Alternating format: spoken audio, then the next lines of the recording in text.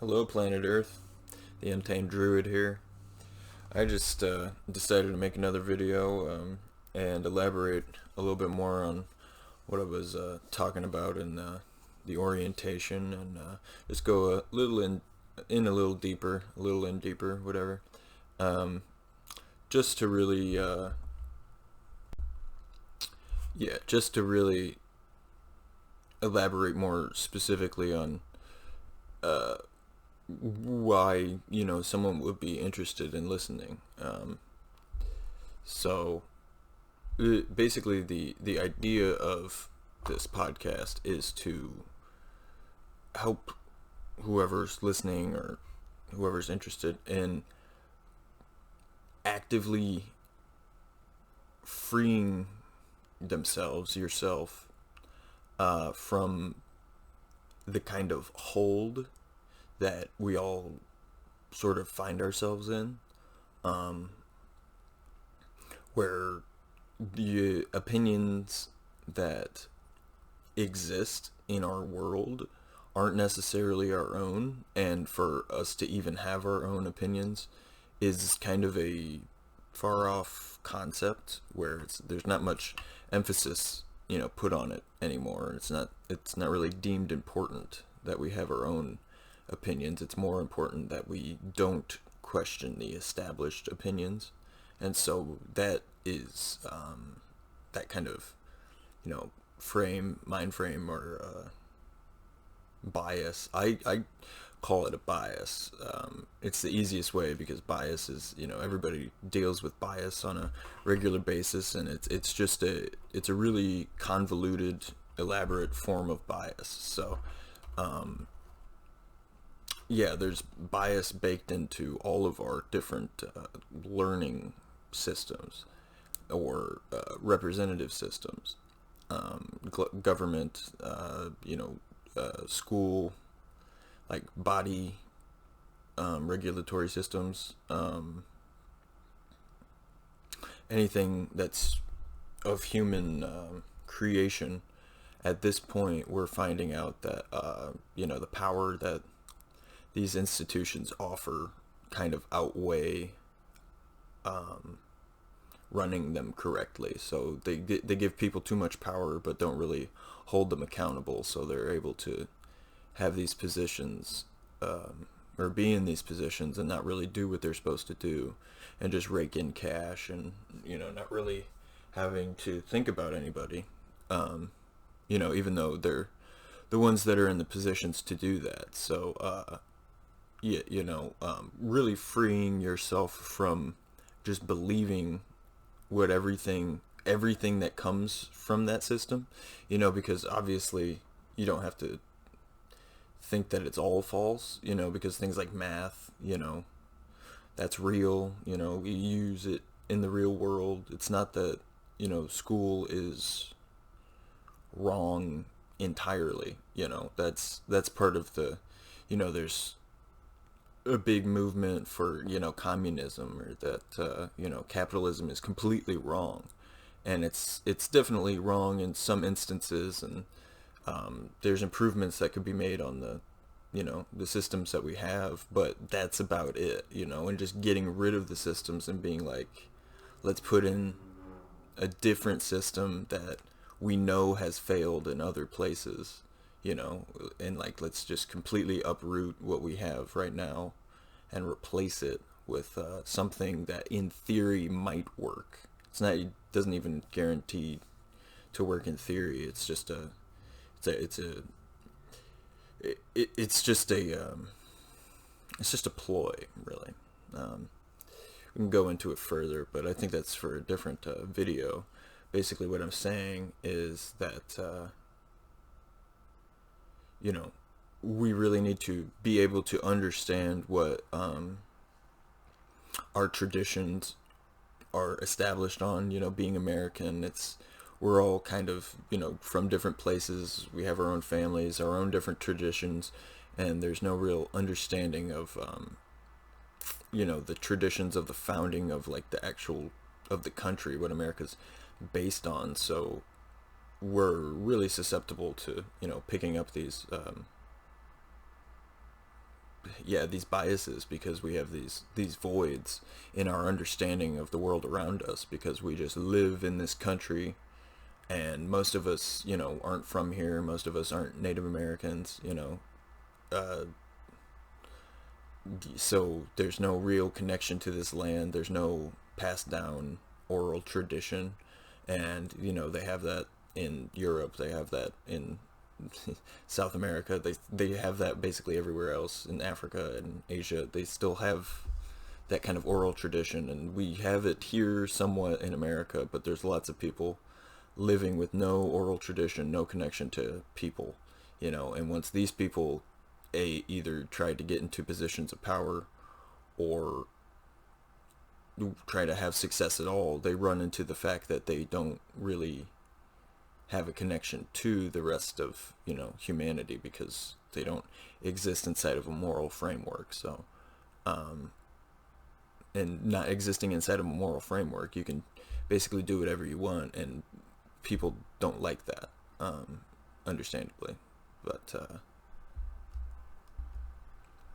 to redirect what is wrong about specifically school and why I'm making these videos, you could think of me as like a tutor, and I, did pretty well in school. My parents were teachers. I really understood how to learn things without knowing anything about it, and really boiling everything down to its base roots and knowing that stuff. And then you have to memorize names or whatever, but it's not really the focus of what you're doing, because once you understand the system, and basically that all systems are the same, you can cut through the amount of time you're spending learning anything or memorizing anything, or you can spend a lot more time doing what you want to do and minimize how much school sucks. And the school doesn't tell you that, because they want you to spend as much time on it as possible, because they think that that's good. And instead of seeing that if you were able to get through it faster, that means you comprehended more, they just think that that means it's easier. And it's all this it's all a pretty nasty power game.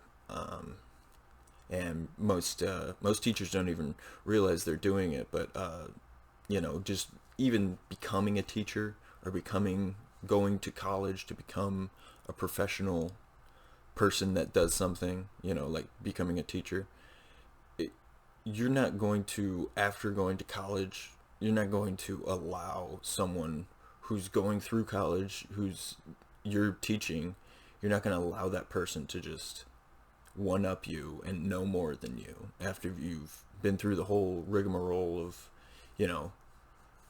trying to be a teacher. So there's some implicit bias in there too, and you can just see it if you think about it, and if you if you notice it. It's there. Just because you don't notice it doesn't mean it's not there. But if you do notice it, it's like, well, what do you do with it once you notice it? And I'm just here saying that I've been thinking about these things too, and you can bypass the bias that they're gonna teach you with, and it makes it so that you can actually learn a lot faster. It's much smoother, and you don't really have to focus on what they're trying to get you to focus on. You can learn on your own, while still being a part of the group. So while you're sitting there in class, you can learn, comprehend it, and not really have to pay attention to the teacher, and still get things right. And I feel like that's a big area where I've seen many people just struggle. They just don't think that they can be right on their own. They have to have somebody confirm it, because that's kind of that's part of the bias that the teachers are teaching with. If they don't confirm it, it's you could just be wrong because you don't know anything, and they'll gladly reinforce that because you don't know anything and you're learning from them. So why would you think you could just know something? That's definitely prevalent, and I've experienced that myself. So, I'm just trying to cut through that reality to directly communicate to people how things work, so that we can all, be on more of an even playing field. Because, even some extremely smart people who have gone through college, they don't really understand what I'm talking about, or they won't, they just kind of blow it off and think that I'm just like this crazy person, and I'm not really, though, because it's not that I'm not really doing anything that's wild. I'm just like,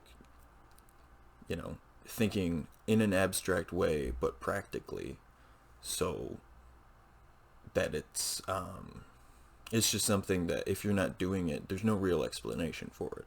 So it's kind of hard to accept, but it's just all about you, the individual, and if you're willing to commit to listening to yourself and allowing yourself to be correct, you can really open some doors for yourself. And I just want to be the encouragement that that these things are possible. So final thing I'll say is that learning is more of a rational process. It's you learn not to touch the stove, generally by touching the stove, or if somebody tells you, if they're nice enough. But it you learn not to touch the stove by touching the stove, and then you will probably never ever touch the stove ever again. So learning is just something that happens as you experience living. So extrapolating from that, that's what I try to focus on more.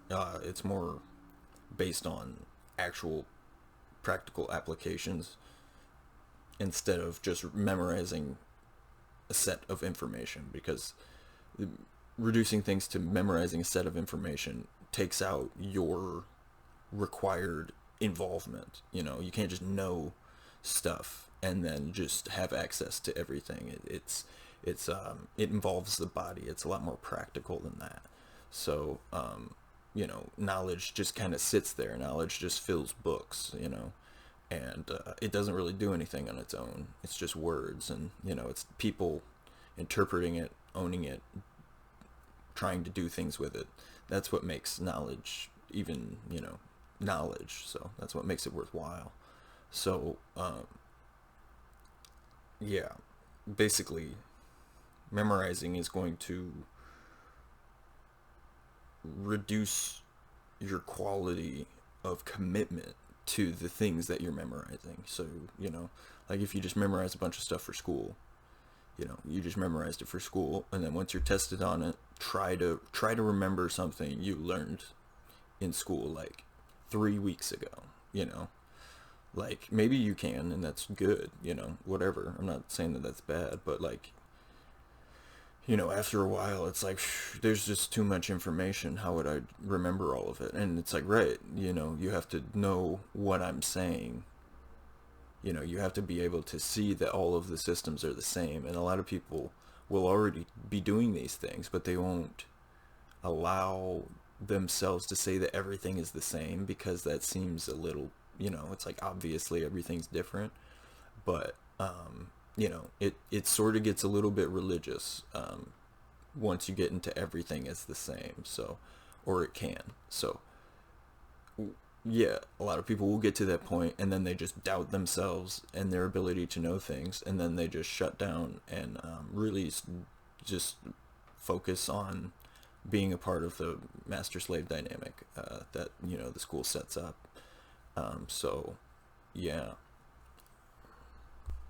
And now we'll do a little ditty on numerology.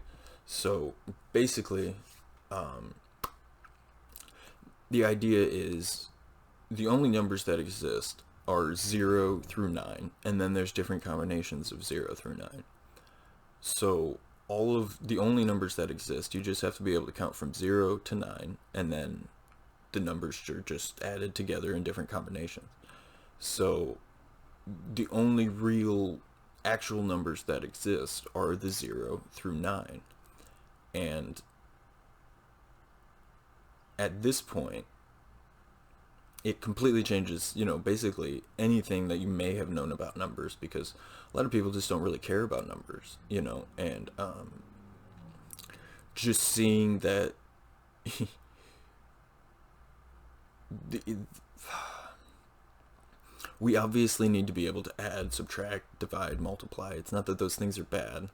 It's, again, like if you're learning flashcards, as a little kid, if you're explained to correctly what it means to multiply, you don't really need to memorize what's 5 times 3, what's 5 times 4, what's 5 times 5, what's 5 times 6.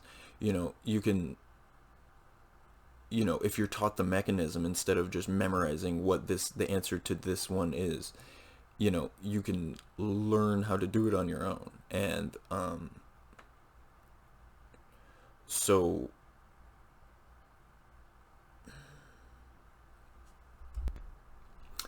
I'll do basically a 0 to 3. 0, as I said last time, is, it's basically the seed, the whole, or the nothing, the no thing. It's not a thing, it's more of a concept, so it's not a physical thing, and from that concept comes the single physical thing, or the one. And then, the single physical thing having two aspects to it provides the two, and the two being mediated over by a third, it provides the three, and then, it just extrapolates from there. But so anything that you can think of really follows these mathematical properties, because math underlies, as Pythagoras said, math underlies all of the different seemingly unrelated fields of life, and how life being interconnected is just a result of math underlying all of it. So when everybody says, we are one, or we're all brothers and sisters, or anything like that, it's because we all exist in the same realm, and we're all affected by these mechanical properties, which are the mathematical aspects of the universe. So the numerology, one second.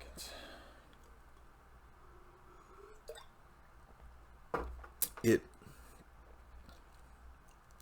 really decodes the world that you're experiencing. And I mean, you still have to experience it, and it's not just it doesn't really put less pressure on you, but it like, if you have 3 friends, or like if you're in a group of 3 people, you can say, because there's 3, like, because there is an existence of 3 separate people, that there is going to be difference amongst those 3, right? But generally, what you can say is that 2 of the people may not know each other, but the 2 people will know one of you, so you might know both of these people, and they don't know each other very well, or any kind of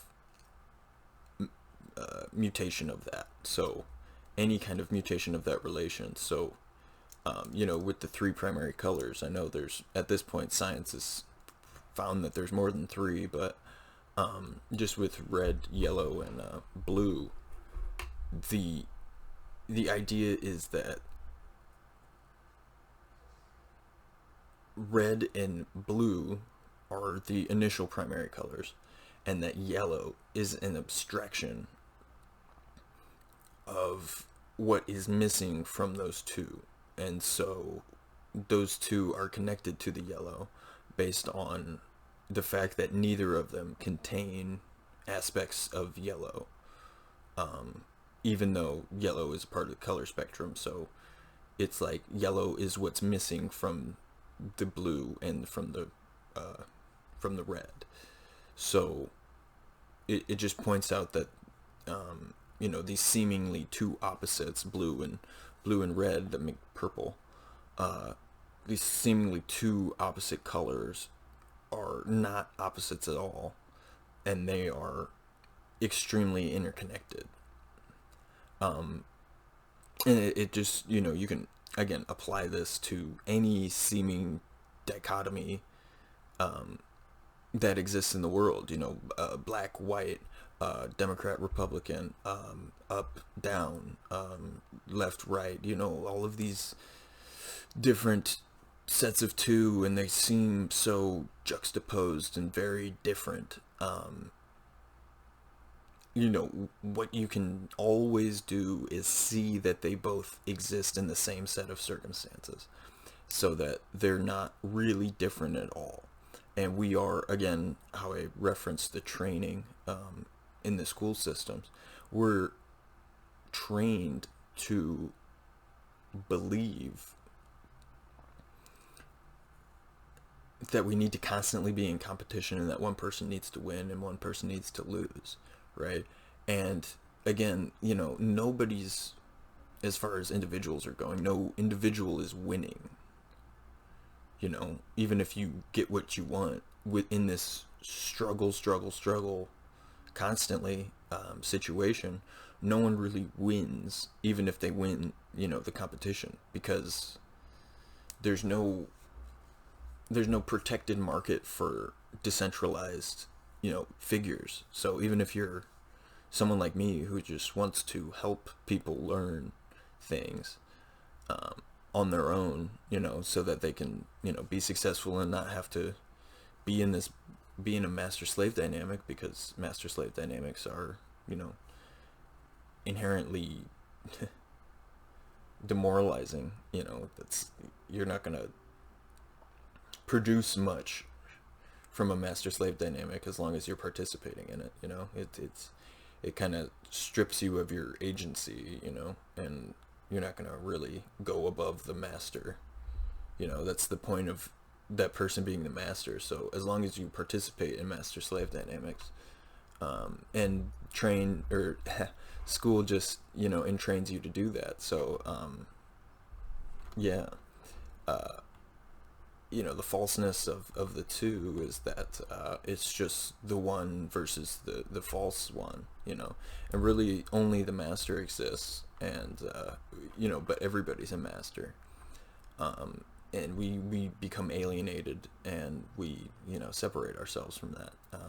And why do we do that? Because people yell and scream at us since we're small children from that time forward. So it all makes sense, and there's no real reason to be mean to people.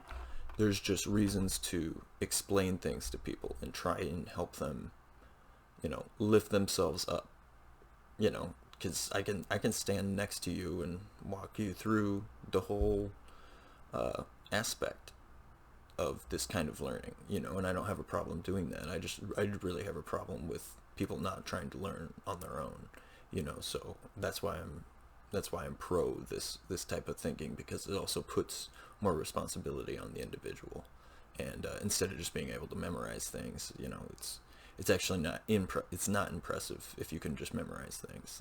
That's it's just a basic machine learning kind of aspect of humans, and it's to receive any benefit from that it's just treating yourself like you're a machine, and that's exceedingly nihilistic. I'm relatively nihilistic, but that's pretty hardcore. So another aspect of numerology that really gets you initiated into the whole looking at things in an esoteric or occult way is acknowledging the four elements. There's different amounts of elements in different cultures. I think China thinks that wood is an element instead of being made up of elements, which is interesting. There's lots of different ways to do it, so there's definitely lots to learn, and you can come up with your own way to do these things, but I'm just doing it in the classical Western ideology of it, or methodology of it. like looking at the four, you think of the four elements, which are air, water, earth, and fire. So basically, anything that has a distinction of four, there's a group of four of anything, you can see these individual traits separated between these four members of a group, and that's essentially how numerology works. So it's not something that you can use to really divine anything necessarily, but you can use it to understand the relationships of things to each other, because you can assign certain avatars, I guess, to people, and all that, the assigning of the avatar to people or to situations or whatever you're doing, it's more of a psychological tool for you to understand what to do in a given situation, because you understand what represents this person or what this person represents, and if they're fire, and you're water, and you know what your water aspects are. So like water is emotion and fire is spirit. You dampen or put out your spirit by being overly emotional, and if you understand this layout between a group of people, and you can understand that, you can, when you're interacting with the spiritual person as an emotional person, you can really put focus on not being overly emotional. You can choose to interact with that person in a different way, that makes it more like you're taking into consideration all of the different people's aspects, instead of just you're just blundering through the world, kind of like bumping into people and making them react to you. You're kind of interacting with them in a way where you're acknowledging who they are as a person. And it doesn't really necessarily take numerology. Lots of people do this without it, but numerology is a way to see and understand the relationships between people based on the numbers, because it's just really something that gives people their own standing. Even if you don't know these people, you're amongst people that you've never met before, and you're just like at a party or something. If you're in a group of 5 people, and you know your friend that you came with, and there's just other people standing there, and you feel super awkward, being able to apply numerology, definitely asking actual questions and listening and stuff, but seeing that there's 5 people, you could try to assess who's the most dominant there, and they would be the spirit, they would be the 5th element, and then the different, based on communication styles and things like that, you can assign them different elemental qualities, and from there you can understand how to interact with people. And all of these elemental qualities and stuff like that, it's just fanciful language. It doesn't really necessarily mean like actually elemental. It can, and you can take it to that point, but you can just also think of it as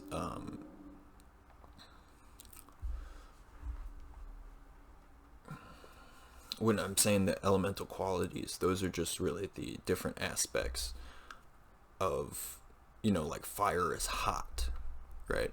So what also is hot? Anger, right? Lust, right?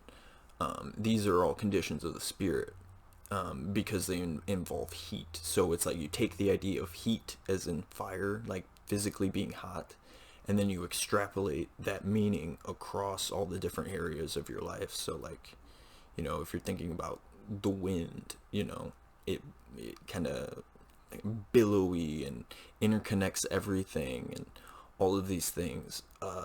The wind can be the air that's around us, the ether, just that's what the air is. So anything that involves speech, language, knowledge. Knowledge is a combination of air and spirit, So fire and air, you add air to fire and it increases the size of the fire, and then the fire generates more wind, and so there's different aspects, and they're all revealed through nature. So that's why it's important to go out and be amongst nature and see how nature interacts with itself, because nature is the biggest mirror that we have. um, you know it's I guess it's a form of natural philosophy, but it's really just taking back your power and your relation to everything that exists, and allowing yourself to care about being alive, in a way that's more than, I want this newest thing, I want to have my favorite snack, all of these, I want to watch a cool movie, ooh, I like this actor or actress, this really detached way that we live, and we don't own every second of it, and we're not doing exactly what we want to be doing. To me, it's because we become entrained, and you know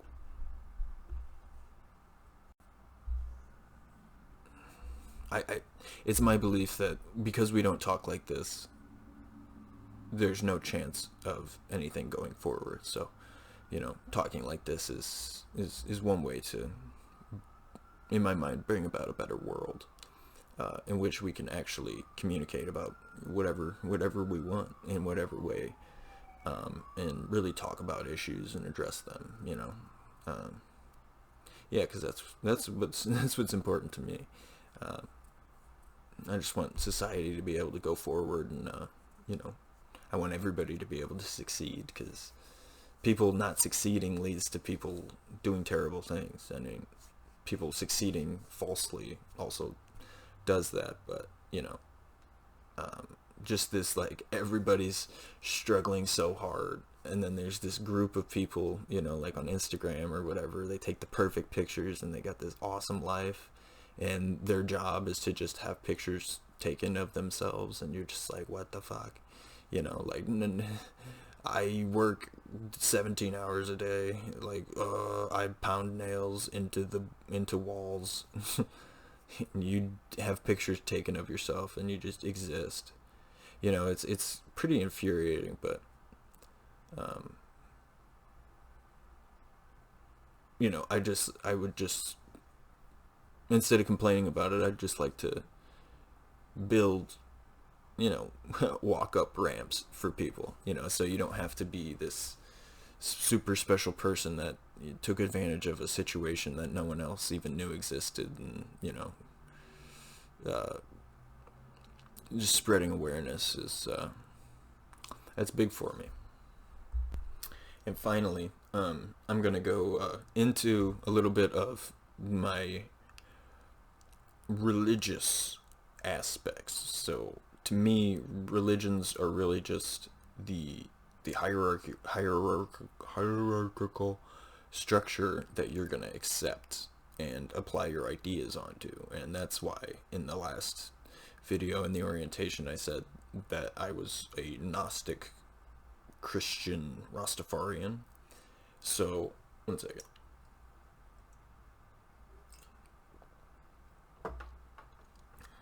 Um, what that means is, so Gnosticism is, Gnostic is the Greek word for knowledge. And that's where the knowledge, gnosis, that's where they come from. Learning languages is also huge. So Greek and Latin and Hebrew, those are really key languages to learn if you're looking for information, different things to learn.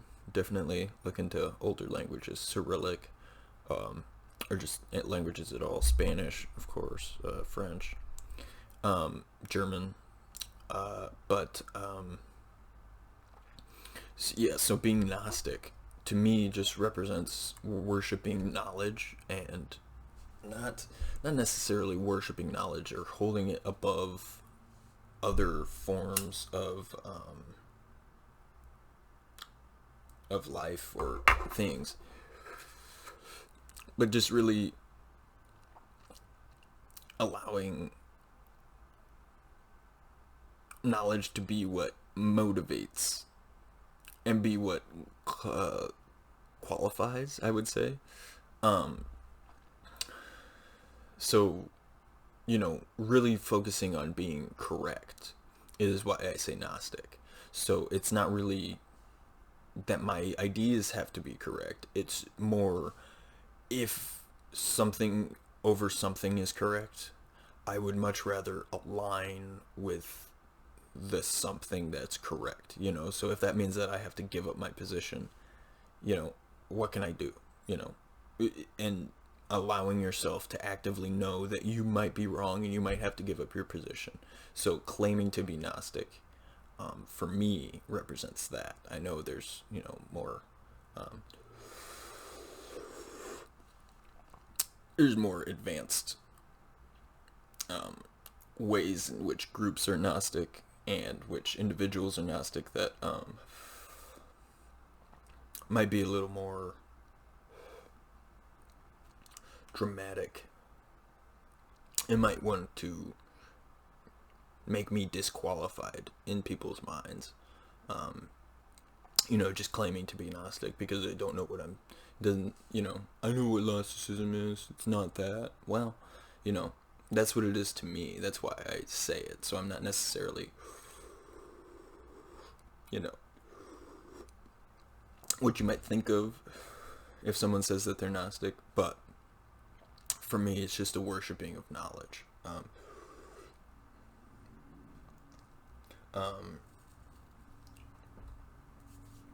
And then, being Christian, being Catholic, to me, Christianity was one of the first attempts at being a universal religion, being a monotheism. It's based in Judaism, but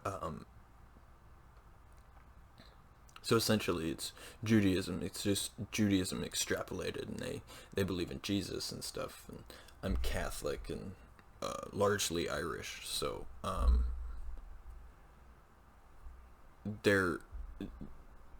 I essentially use this aspect of religion, the Catholicism, because it extends so far in time and over so many different lands that how Catholicism was formed is they would take different aspects of the lands that they were conquering, the Romans would incorporate it into the religion, into Catholicism or Christianity, as they swept over everything. So really, to me, Catholicism, Christianity it's a treasure trove of treasures that were pillaged from these ancient lands. And if you have any veneration for these ancient peoples that were wiped out, by Rome, then looking into Christianity and seeing the aspects that were taken by the Romans is super important, because it's all right there. It's all plain as day.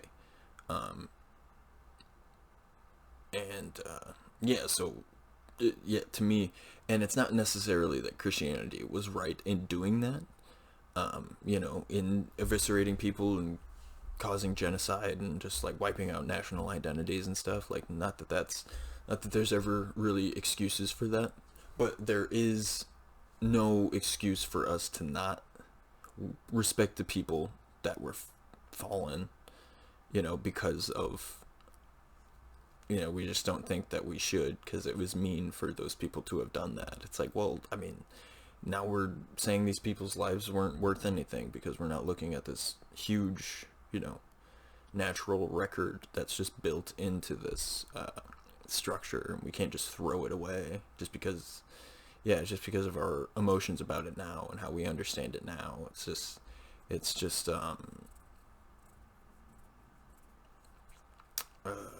just really throwing away a good opportunity to know more about ourselves.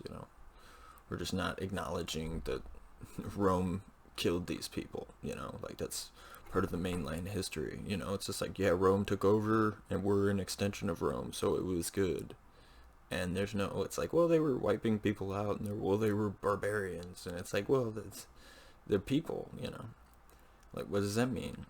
They're barbarians. Like, does that mean they're just people that aren't a part of your society? Like, that's pretty alienating. So, the elitism that was rife in Rome and all of that is something that really motivates me to, produce something like this and put out these ideas.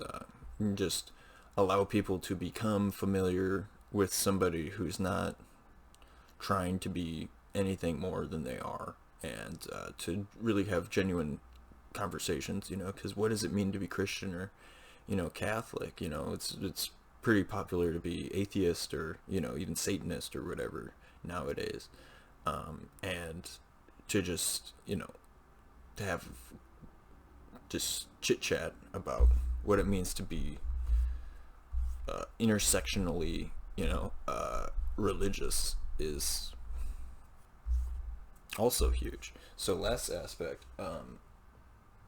being Rastafarian.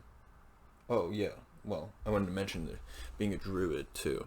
So yeah, so being a druid is an emphasis on the natural philosophy, numerology, and aspects, but also going outside, being in trees, going on walks. When I can, I'm walking, for like 6 hours a day, 7 hours a day, just walking, just straight walking. So just being outside, being in trees, being in nature, these kinds of things really allow you to just bypass all the programming and just see how it is to just exist in a single spot like a tree does. They don't move really ever. They just grow and grow and grow and live for hundreds of years, So imagine that existence. They don't get to do anything. They just literally sit there or stand there, whatever. But yeah, so, and then with being a druid, incorporating magical thinking into your everyday life and also including nature, so in the magical thinking just means including higher abstract thoughts and trying to make them incorporated in your reality that you experience, but then also incorporating nature into your experience. And again, there's different ways to interpret being a druid, and you can practice druidic magic, and you can practice ogum and stuff. But to me, the druidic practices were generally lost. So to just trust somebody who's like, hey, I know what the druidic practices are, and it's just to enter kind of into that master-slave dynamic without me being confident in it. I wouldn't really, like to do that. So I'm not as much of a practicing druid in that. I participate in rituals with other people, but more in the naturalistic philosophy aspect.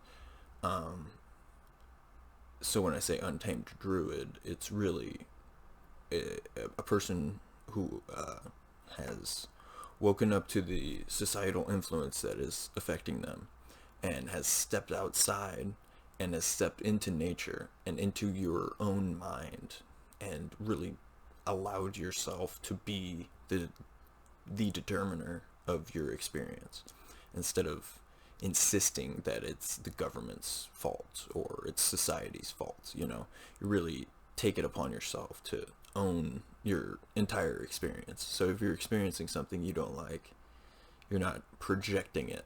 It's not because of someone else. It's because you're choosing to experience it because you need to, and we can keep going. But the other aspect is being a Rastafarian. It's that lots of people think that's kind of a joke, but to me it really symbolizes the looking into the inverse aspect of Christianity, or Catholicism, because it it really, Rastafarianism, was it's a slave based, kind of an African based, um, from Jamaica. People were being forced to give up their old religion, so they infused again into Christianity, which already had these older ideas infused into them.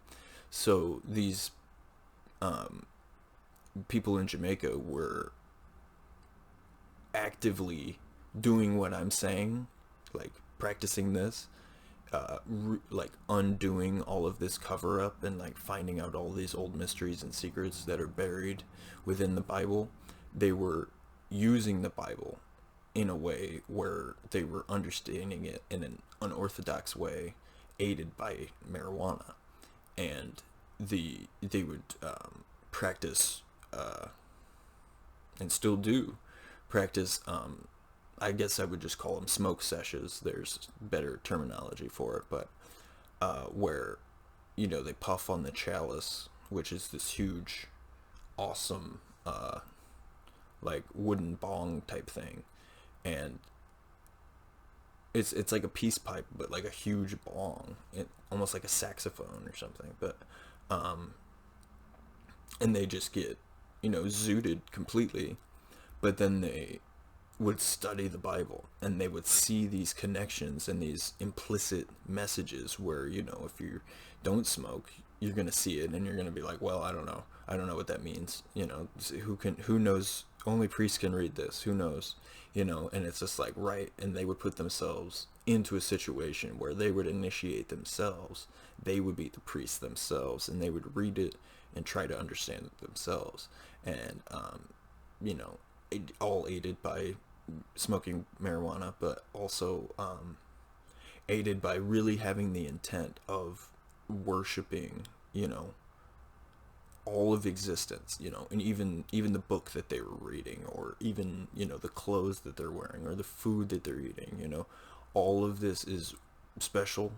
All of our existence is special. The fact that I can make videos is special. Uh, this beautiful sun out today, just all of the different aspects of life are amazing, and really just worshiping and, respecting all of these different aspects infused, with marijuana as it's definitely necessary, I would say, to a certain degree, for people to enter into this realm of, eternal peace, because, I understand that everyone, struggles in the world, because there's nothing but pain and, suffering. If you don't look hard, that's all you're really gonna find. So, I think that marijuana shows, the love that, exists in the universe, and that nature just will provide for us. And, and I think, it is like a vault to your mind that, really streamlines any kind of progress you're trying to come up with for anything that you're doing. You can overdo it. It's just like any drug, but, you know, you have to be responsible. But, being responsible and, applying it towards knowledge, I think that marijuana is, one of the biggest catalysts, for humans in the world. I think we've only grown smarter as we've more incorporated, marijuana into our lives. So, and then of course it's drug. It could be like coke. It could be, you can have really strong weed that like makes people freak out. I don't think there's been deaths necessarily from it, but you can definitely freak out. I've tripped off of brownies and stuff, so I'm not just a blanket like, yeah, everybody smoke weed all the time, but, specifically the aspects of, using marijuana, guiding it, towards knowledge and towards pure intent of, just trying to become your best self, by reading these holy scriptures and using your own abilities and own knowledge, right, to know things. That's that aspect. So Gnostic, worshiping wisdom, allowing yourself to be wrong. Christian, the kind of universal aspect, and the pockets of the treasure troves of knowledge that were stolen and incorporated by the Romans. Just that aspect of being a universal religion, not really the aspect of stealing things from people, because it's more of a sticking to it, trying to recover those things, and acknowledging that it's good that Christianity's there and kept those things, and they didn't just wipe them out completely. They tried to incorporate it. So there's that, and that's a good thing. But besides that, it's like, eesh. So Christian in that way, Druidic in the natural philosophy and healing, magical thinking types of way, and them Rastafarian because smoke weed every day, and learning through intent and ritualized practice and reverence and respect is it's it's the easiest way to really readjust your life, because I guess 50 minutes, wow. Well, I'll end here, but personal anecdote, I've really struggled a lot with different addictions and stuff. I was pretty bad alcoholic. I was, addicted to cigarettes. I smoked weed all the time. And I was just doing different semi-hardcore drugs, not knowing where I got them sometimes, and just doing other things that were really, really destructive, really, really not positive, And the things that really helped me get over those issues were this coming to respect things. I guess being more religious in a way, but it really has been ritualizing certain actions, and then just being thankful and actively trying to be generous, and sort of acting like you're a religious person, but not necessarily falling for the whole dogma of it all. It's like, I'm not doing this because you're telling me to, magical church person. I just live like this, and really incorporating more religious action and thought in my life. I don't, I smoke weed, but that's it. And I don't really drink anymore. I don't smoke anymore. I don't do drugs, anymore, like, at all. It's actually pretty awesome, and being able to even talk and have this exist on the internet, it wasn't possible. It would not be possible, years ago. So, weed is still a drug, and, it might be better to just not do anything, for sure. But, I'm still here, and I'm thankful for every day. And to me, it's only because of weed, and it's also because of, knowledge, and, adhering to yourself and setting up your own standards and adhering to them because that's what you want. And, hopefully I'm inspiring some people. I am just kind of rambling, these, I understand that these are long videos, and I power to you guys if you power through, but you definitely don't have to. But if you liked it and want more stuff, keep hitting that like button and subscribing, and hit the notification bell. Yeah, thanks for stopping by, and I'll see you guys next time.